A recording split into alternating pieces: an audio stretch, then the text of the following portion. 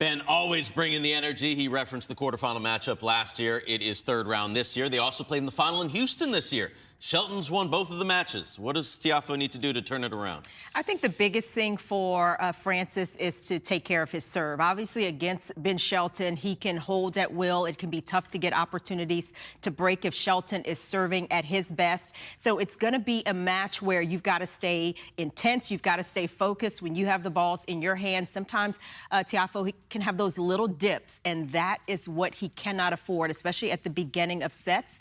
I think he's brought some good intensity. Tiafoe has, and certainly the confidence he's gotten from, his latest wins. I think that's going to help. But this is going to be a big blockbuster match, and who can take their chances, who can have that belief and that confidence in the big moments. That's, I think, what's going to be, telling the tale of this match.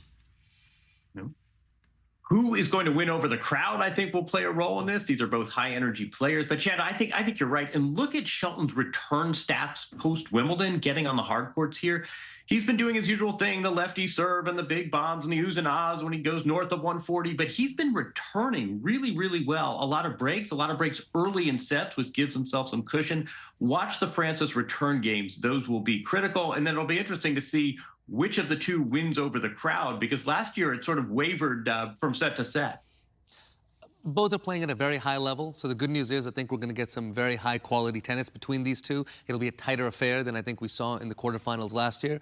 I think Frances needs this more than Shelton. I think he's 0-2 against him. He lost this big one at his event, as he likes to call it, last year. So I think for his confidence, he's on the upward trajectory. He needs to use that sincere result, keep building on it, get back to where he was, career high ranking in the top 10, X's and O's wise.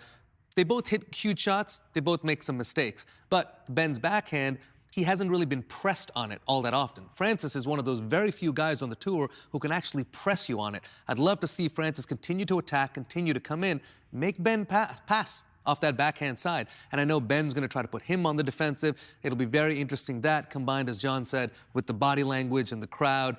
There's a lot at stake here. Who's going to be the bigger alpha on Friday? Cannot wait for that one between Ben Shelton and Frances Tiafoe.